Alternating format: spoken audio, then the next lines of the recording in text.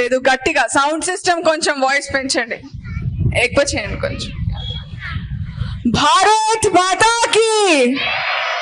Yes, వేదిక మీద ఉన్న పెద్దలకి మరియు ఇక్కడికి వచ్చేసిన మా మిత్రులందరికీ కూడా, మహిళా శక్తికి, పిల్లలకి, ప్రెస్ కి, మీడియాకి అందరికీ కూడా పేరు పేరున నమస్కరిస్తున్నాను. ఈరోజు హిందూ సమ్మేళనంకి రావడం చాలా ఆనందంగా ఉంది. ఇంకా మీ అందరూ కూడా ఎల్లప్పుడూ ఈ హిందూ సమ్మేళనాన్ని ఎల్లప్పుడూ మర్చిపోవద్దు అనేసి నేను మీ అందరితో కోరుకుంటున్నాను.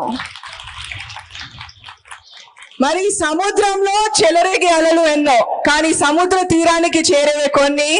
అదే విధంగా జీవితంలో పరిచయం ఎందరో, కానీ జీవితాంతం తోడు ఉండే మన హిందూ మిత్రుల స్నేహం ఒకటే అనేసి నేను బల్లగుద్ది చెప్పగలను. కావున ఈ రోజు మనకు ఈ వాతావరణాన్ని కలిగించిన హిందూ సమ్మేళనం వారికి మరియు ఆర్గనైజర్స్ కి నేను అభినందనలు తెలుపుతున్నాను. ఒక్కసారి గట్టిగా చప్పట్లు కొట్టాలి, ఇంత బాగా ఆర్గనైజ్ చేస్తున్నారు ఇక్కడ ఈ ఈవెంట్ ని. మరి హిందూ సమ్మేళనం యొక్క ముఖ్య ఉద్దేశం సంస్కారాలు, ఐక్యత, సమయానికి సంభాషణ, కుటుంబ ఏకత్వం మరియు భారతీయ జీవన విలువలను పాటించడం.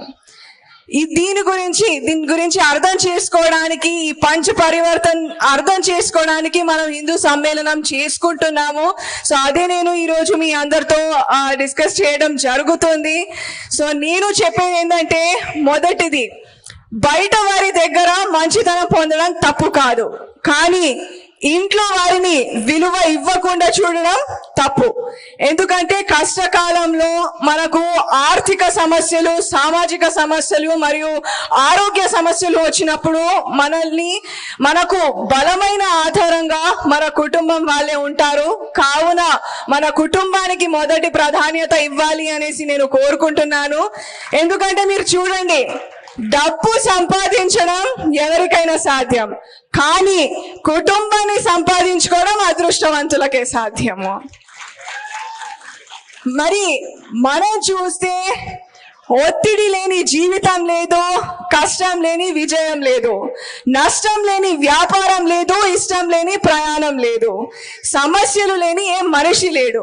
వీటన్నిటిని జయిస్తేనే జీవితం అని అంటారు, కానీ వీటన్నిటికీ కూడా మార్గదర్శనం చూపించేది కుటుంబ పాలన. కావున మనందరం కూడా కుటుంబ విలువలను కాపాడుకోవాలి అనేసి నేను మీ అందరితో కోరుకుంటున్నాను. అందరు కూడా ఇది ఒకవేళ యాక్సెప్ట్ చేస్తే గట్టిగా చప్పట్లు కొట్టాలి. మీ దగ్గర నుంచి కూడా నాకు రెస్పాన్స్ కావాలి.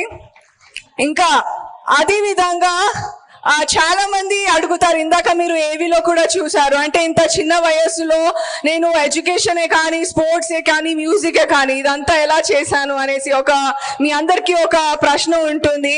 సో నేను మా అమ్మ బడిగా భావించాను. మా అమ్మ నేర్పించింది ఒకటే, ఇష్టం లేని చదువు కష్టం, చదువు లేని బ్రతుకు నష్టం. అందుకే మా అమ్మ పలుకులను నా రెక్కలుగా మార్చుకున్నాను. అందుకే పాకిస్తాన్ మరియు ఇరాన్ లాంటి దేశంలో మన తిరంగాని రెపరెపలాడించాను అనేసి నేను చెప్పగలను. మరి నా చాలా స్పీచెస్ లో అయినా కానీ చాలా సార్లు కూడా నేను చెప్పాను, అదేంటంటే నా పిహెచ్డిలో నేను చేసిన topic role of microfinance in women empowerment అన్నమాట. సో ఉమెన్ ఎంపవర్మెంట్ అనేది ఇంటి నుంచే స్టార్ట్ అవుతుంది. కాబట్టి నా యొక్క పర్సనల్ వినయం మీరు చూడొచ్చు, అదేంటంటే పరాయి వాళ్ళు కొట్టే చెంపదెబ్బ అయినా మర్చిపోగలం, కానీ అనుకునే వాళ్ళు మనసు మీద కొట్టే దెబ్బ జీవితకాలం మర్చిపోలేము. అయితే నేను పుట్టినప్పుడు చాలా మంది మా అమ్మ నాన్న చెప్పారు, ఆడపిల్ల పుట్టింది, మీరు బంగారం కొనడం స్టార్ట్ చేయండి అనేసి.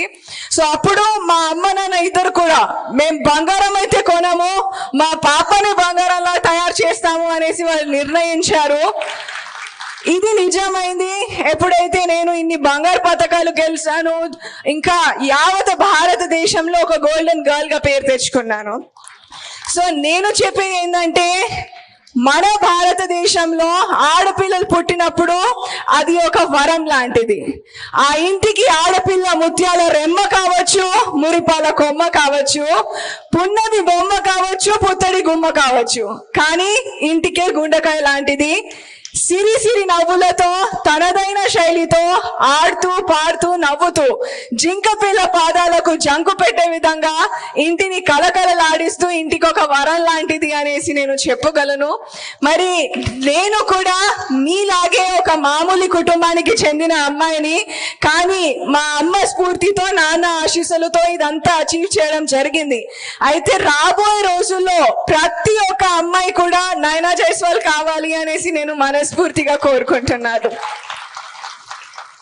మరి మా నాన్న చెప్తూ ఉంటారనమాట, ఇక్కడ చాలా మంది ఆడపిల్లలు ఉన్నారు, ఇందాక పర్ఫామ్ కూడా చేశారు. సో మా నాన్న చెప్తూ ఉంటారు, ఆడపిల్లలు అంటే మా ఇంట్లో తులసి మొక్క, కడుపులో పుట్టిన మరో అమ్మ, మరియు ఆడపిల్లలు అంటే కల్మషం లేని ప్రేమకు చిరునామా. సో అందుకే చెప్తాను, అమావాస్య చీకటిలో నిన్ను చందమామని వెతికి పట్టుకోగలమేమో, కానీ ఆడబిడ్డ ప్రేమలో మచ్చని మాత్రం వెతికి పట్టుకోలేము. మహిళా శక్తి ఇంకా ఆడపిల్లలు ఇది యాక్సెప్ట్ చేస్తే ఒకసారి గట్టిగా చెప్పట్లు, గట్టిగా. మరి మనందరము ఇంకో విషయం తెలుసుకోవాల్సింది ఏంటంటే, మనం చూస్తే ఆ వ్యక్తిత్వం లేని వారి మాట, మానవత్వం లేని వారి ప్రేమ, మరియు స్థిరత్వం లేని వారి సలహాలను నమ్మితే జీవితంలో మిగిలేది విషాదమే. కానీ మన హిందూ సమ్మేళనం మంచి వ్యక్తిత్వం, మంచి మానవత్వం మరియు మంచి సలహాలకు ఒక వేదిక ద్వారం లాంటిది.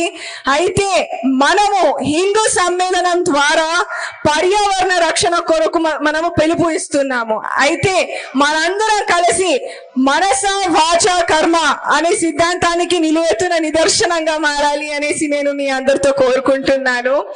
ఎందుకంటే పర్యావరణ రక్షణ అనేది చిన్న పని కాదు, అది ఒక తపస్సు లాంటిది. ఎండిన ఆకును అంటే ఎండిన నేలను పచ్చతనంగా మార్చాలి, మరియు భూమాత వడిని అందంగా అలంకరించాలి అనేసి నేను మీ అందరితో కోరుకుంటున్నాను. So we should protect our environment అనేసి నా యొక్క విజ్ఞప్తి. మరియు మనం చూస్తే నిద్ర చాలా విచిత్రమైనది, అది వస్తే అన్ని మర్చిపోయేలా చేస్తుంది, రాకుంటే అన్ని గుర్తొచ్చేలా చేస్తుంది. సో భవిష్యత్తులో మనం హాయిగా పడుకోవాలంటే మన పర్యావరణాన్ని మనము రక్షించుకోవాలి అనేసి నేను కోరుకుంటున్నాను. అయితే ఈరోజు మనందరం కలిసి ఒక సంకల్పం చేద్దాం, పచ్చని ప్రపంచాన్ని నిర్మిద్దాం, మరియు భూమాత సేవే నిజమైన సేవ, పచ్చతనమే జీవితానికి అందం అని నేను బల్లగుద్ది చెప్పగలను. చూడండి, మీరు అందరు కూడా, నేను చెప్పాను ఆల్రెడీ, అదేంటంటే మీరు చప్పట్లు కొట్టడం లేదు. సో దానికి గురించి చెప్తాను. Claps are fat free, sugar free, tax కూడా లేదు చప్పట్లు కొట్టడానికి, జిఎస్టీ కూడా లేదు, and also it is very good for your health. So always be clapping and smile. అయితే చాలా మంది అంటారనమాట, అంటే ఇందాక చెప్పాను అది ఇంత చిన్న వయసులో హౌ డిడ్ ఐ అచీవ్ అనేసి. సో మా అమ్మ నాన్న పదే పదే చెప్తుంటారు, మన జీవితంలో మనం ఎంత ఎదిగినా అంత ఒదిగి ఉండాలనేసి వాళ్ళు నాకు ఎక్స్ప్లెయిన్ చేస్తారు. సో నేను మీ అందరికి స్పెషల్లీ యువ శక్తితో నేను చెప్పేది, మరి మీ అందరితో కోరుకునేది ఏంటంటే, వెలుగు లేని వెన్నెల ఎలా, దేవుడు లేని కోవెల ఎలా, ప్రాణం లేని జీవము ఎలా, యువ శక్తి మరియు స్త్రీ శక్తి లేని సమాజం ఎలా అని నేను పదే పదే ప్రశ్నలు ఇస్తున్నాను.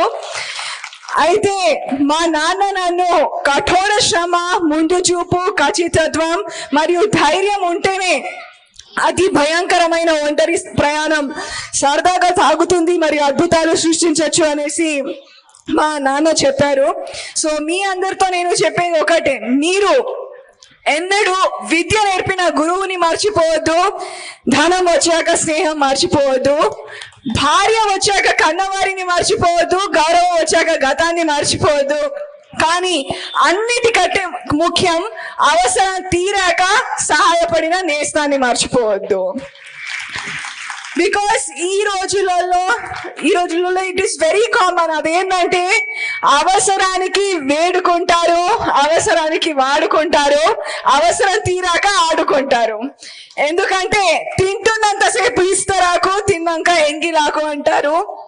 మీతో అవసరం ఉన్నంత వరకే మీ విలువ, దాని తర్వాత చేతులు ఎత్తేస్తారు. సో జీవితంలో ప్రతి అడుగు మీరు చాలా జాగ్రత్తగా వేయాలి అనేసి గట్టిగా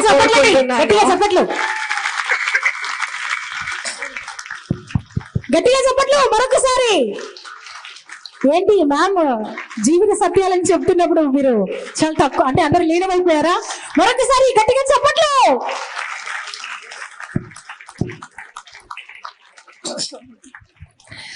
మరి హిందూ సమ్మేళనం ద్వారా మనం తెలుసుకోవాల్సిన ఇంకో ముఖ్యమైన విషయం ఏమిటంటే జీవితమే మనకు అన్ని నేర్పదు. కొన్నిసార్లు జీవితంలో ఎదురయ్యే మనుషులు, వాళ్ళ ప్రవర్తన నుంచి కూడా మనము నేర్చుకోవాలి.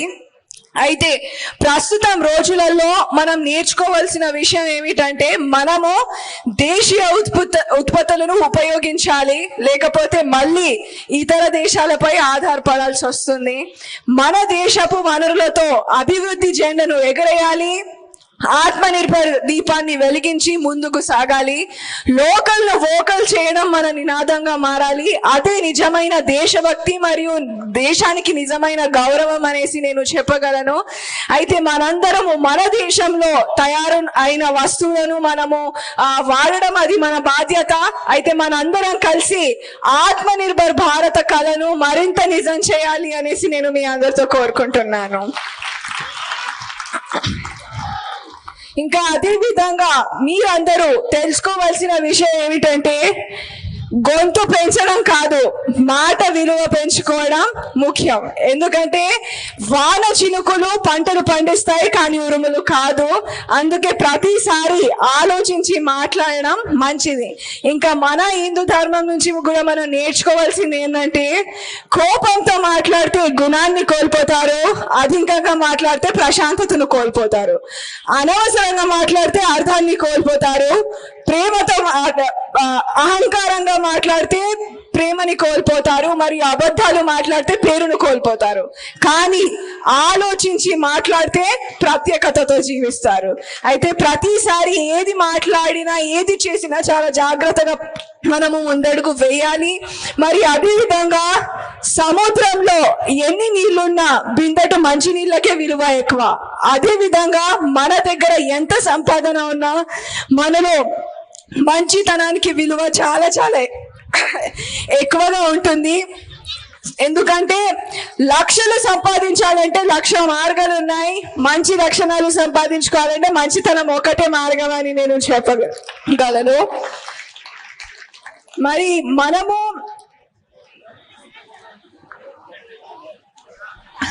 మన మైథాలజీలో చూస్తే కూడా రాముడు రాయిని ఆడుదిగా మార్చాడు, అదే విధంగా శివుడు గంగని తలపై మోసినాడు.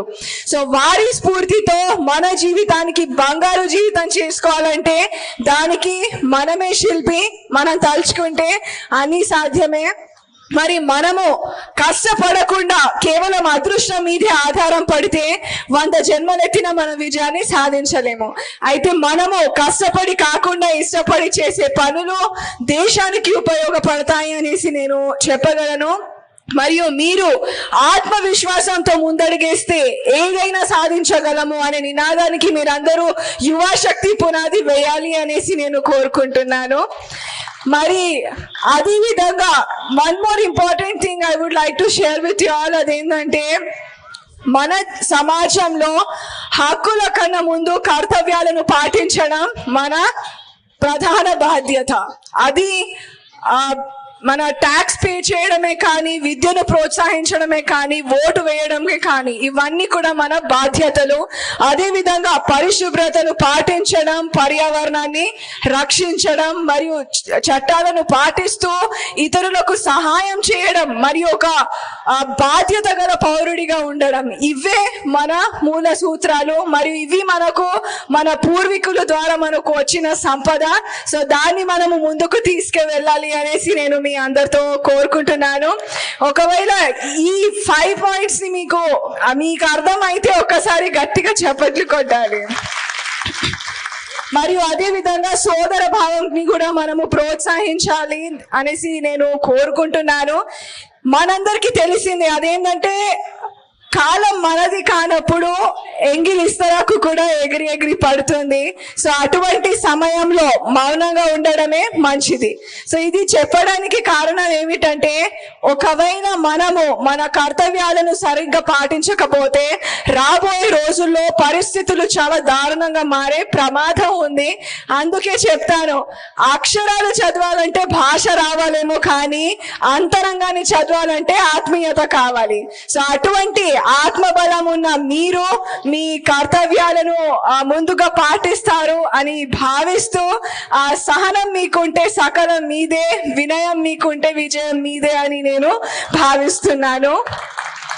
మరియు మీరందరూ కూడా ఒక్కళ్ళ కోసం మీ వ్యక్తిత్వాన్ని మార్చుకోకండి. ఎందుకంటే సింహం కూడా తన స్వభావాన్ని వదిలేసి పిల్లిగా మారితే కుక్కలు కూడా వెంటపడి కరుస్తాయి. తస్మా జాగ్రత్త అనేసి నేను మీ అందరితో చెప్పగలను. మరి మీరు చూడొచ్చు ఇంకో మన హిందూ ధర్మంలో కానీ మనం చూస్తే ఏంటంటే రాముడంతటి వారు రావణ్ణి నచ్చలేదు, మరియు కృష్ణుడు కంసుడిని మెచ్చలేదు. అయితే జీవితంలో అందరికి నచ్చేటట్లు అందరికి మెచ్చేటట్లు జీవించాలంటే అది కాని పని. కావున మీరు మీ తల్లిదండ్రులు, గురువులు మరియు పెద్దలు చెప్పే మాటల్లో నడుస్తూ ఉంటే యావత ప్రపంచంలో మిమ్మల్ని నచ్చుకుంటారు మరియు మెచ్చుకుంటారు అనేసి నేను చెప్పగలను. మరి అదే విధంగా మీరందరూ కూడా ఈరోజు ఇక్కడ వచ్చేసి ఈ కార్యక్రమాన్ని అంగరంగ వైభవంగా ఆలపిస్తూ వేదిక మీద ఉన్న పెద్దలు స్వామీజీ ఇంకా శశిధర్ గారు మరి ఇక్కడికి వచ్చిన పెద్దలందరూ కూడా మీ చిరునవ్వులతో నన్ను ఆశీర్వాదిస్తున్నారని భావిస్తూ నిన్నటి కంటే రేపు బాగుండాలి, రోజును మించి రోజు సాగాలి, దిగులు నీడలు తాకకుండా ఉండాలి, జీవితం ఆనందమయంగా ఉండాలి, మీరందరూ బాగుండాలి, అందులో నేనుండాలి అని కోరుకుంటూ ఈరోజు నాకు ఇక్కడికి ఇన్వైట్ చేసిన ఆర్గనైజర్స్ అందరికీ, మధుసూదన్ గారికి, ప్రవీణ్ దుబే గారికి అందరికీ నేను ధన్యవాదాలు తెలుపుతూ సెలవు తీసుకుంటున్నాను. సో ఒక్కసారి నాతో గట్టిగా చెప్పాలి, భారత్ మాతాకి.